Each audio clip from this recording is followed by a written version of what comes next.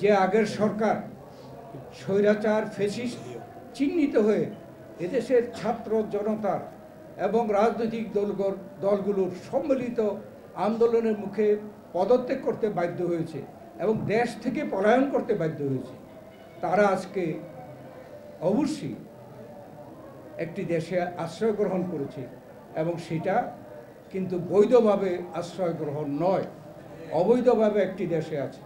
সেখান থেকে তারা ষড়যন্ত্র করবে এটা আমরা অবিশ্বাস করি না। কেননা তারা চেষ্টা করবে, তারা পতিত একটি স্বৈরাচারী সরকার, তারা চেষ্টা করবে বাংলাদেশে একটা অশান্তি সৃষ্টির জন্য, আমাদের মধ্যে বিভেদ সৃষ্টি করার জন্য। সেই চেষ্টাগুলো যে করছে আপনারা নিজেরা সকলেই টের পাচ্ছেন। সেখানে আজকে আমাদের সকলের প্রয়োজন, জাতির প্রয়োজন যে এই সরকারকে, তারা যেহেতু অন্তর্বর্তীকালীন সরকার, এই সরকারের প্রধান বলেছে শেখ হাসিনা অন্যায়ভাবে ক্ষমতায় টিকে থাকার জন্য সরকারের যতগুলো প্রতিষ্ঠান আছে তারা ধ্বংস করে দিয়ে গেছে এবং এই সরকারের যে প্রধান উপদেষ্টা বলেছেন সেই সকল ক্ষেত্রে সংস্কার করার তাদের ওয়াদা। তাই আমরা আশা করছি যত দ্রুত সম্ভব এই সকল ক্ষেত্রে সংস্কার করে, বিশেষ করে সবচেয়ে গুরুত্বপূর্ণ এবং অগ্রাধিকার হওয়া উচিত নির্বাচনের ক্ষেত্রে, নির্বাচনের পদ্ধতির ক্ষেত্রে যথাসম্ভব দ্রুত সংস্কার সাধন করা এবং নির্বাচনের একটি রোডম্যাপ দেওয়া।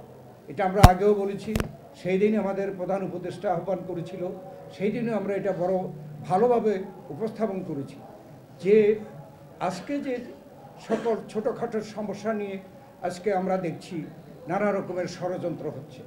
আজকে এই দেশে বাংলাদেশে কি আমাদের যে হিন্দু সম্প্রদায় কি শুধু গত 3 মাস যাবৎ বসবাস করে, না বাংলাদেশ স্বাধীনতার পর থেকে এখন পর্যন্ত অত্যন্ত সম্প্রীতির মধ্য দিয়ে এই বাংলাদেশে আমাদের এই হিন্দু সম্প্রদায় বসবাস করে? আজকে কেন আজকে ভারত থেকে শুরু করে আমাদের এখানের কিছু এই সম্প্রদায়ের কিছু লোক কেন এই ধরনের একটা সমস্যা সৃষ্টি করছে, সারা বিশ্বে বাংলাদেশের বদনাম করছে, আমাদের মানহানি করছে? একটাই উদ্দেশ্য, এখানে একটি বিশৃঙ্খলা সৃষ্টি করা। এই সরকারকে যাতে করে ব্যর্থ হয় সেই জন্য যত রকমের চেষ্টা তারা করবে।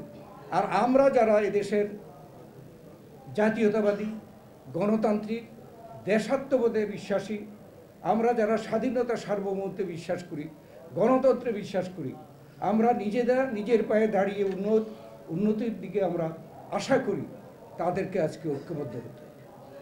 আমরা এই ঐক্যের জন্য এর আগেও আহ্বান জানিয়েছি, বর্তমান সরকারের প্রধান উপদেষ্টাও আহ্বান জানিয়েছে, আমরা তাদেরকে সমর্থন দিয়ে এসেছি যে আজকে আমাদেরকে সকলকে ঐক্যবদ্ধ হতে হবে, সকল ধর্ম বর্ণ নির্বিশেষে। আমাদের নেতা শহীদ প্রেসিডেন্ট জিয়াউর রহমান এই সমস্যার সমাধান দিয়ে গেছেন।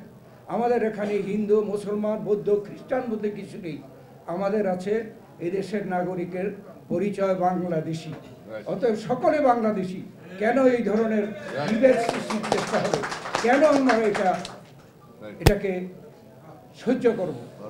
আমরা যদি ঐক্যবদ্ধ থাকি, এখানে 18 কোটি মানুষ, কেউ বলে 20 কোটি মানুষ, যেটাই হোক 18 কোটিও যদি ধরি, 18 কোটি মানুষ যদি ঐক্যবদ্ধ থাকি, যে দেশই হোক না কেন আমাদের বিরুদ্ধে ষড়যন্ত্র করে তারা সফল হতে পারবে না। ইনশাল্লাহ আমরা সফল করব। এদেশের মানুষ পারে, সরকার পরিবর্তন করতে পারে। দেশনেত্রী বেগম খালেদা জিয়া এই গণতন্ত্রের স্বার্থে নির্বাচন প্রক্রিয়াকে সুষ্ঠু নিরপেক্ষ করার জন্য তত্ত্বাবধায়ক সরকার প্রথা এদেশে প্রচলন করেছিল এবং তত্ত্বাবধায়ক সরকারের সময় এদেশের মানুষ প্রমাণ করেছে যে তারা নিজেরা ভোট দিয়ে সরকার পরিবর্তন করতে পারে। এই জনগণ 91-তে বিএনপিকে সরকারে পাঠিয়েছে, 96-তে আওয়ামী লীগকে পাঠিয়েছে, 2001-কে আবার বিএনপিকে পাঠিয়েছে। এদেশের জনগণ পারে, জনগণকে আন্ডার এস্টিমেট করার কোনো আমাদের মনে হয় কোনো সুযোগ নেই, উচিত না। জনগণের উপরে ভরসা করে জনগণ ঠিক করবে তাদের সরকার কে হবে এবং কিভাবে দেশ পরিচালিত হবে। সেই লক্ষ্যে আজকে আমাদেরকে ঐক্যবদ্ধভাবে আমরা এই এরশাদ পতনের দিনে আমরা আজকে আহ্বান জানাতে চাই বাংলাদেশের সকল জনগণ দল মত বর্ণ এবং ধর্ম নির্বিশেষে ঐক্যবদ্ধভাবে আমাদের দেশকে রক্ষা করা, দেশকে আমরা উন্নতির পথে এগিয়ে নেওয়ার জন্য, শান্তির সাথে বসবাস করার জন্য সব রকম ক্ষেত্রে ঐক্যবদ্ধভাবে আমরা অগ্রসর হওয়া। আমরা ঐক্যবদ্ধ থাকলে কেউ পারবে না আমাদের ক্ষতি করতে। যারা যত চেষ্টা করুক, অনেকে সাহস করছে, দুঃসাহস করছে, আমরা বলছি এটা আপনাদের দুঃসাহস। এদেশের মানুষ প্রমাণ করেছে তারা সরকার প্রতিষ্ঠা করতে পারে, সরকারকে বিদায় করতে পারে, ভোটের মাধ্যমে পারে, ভোটের মাধ্যমে না পারলে এই 5ই আগস্টের মাধ্যমে পারে, এই 6 ডিসেম্বরের মাধ্যমে পেরেছে। অতএব বাংলাদেশের মানুষ এটা প্রমাণ করেছে।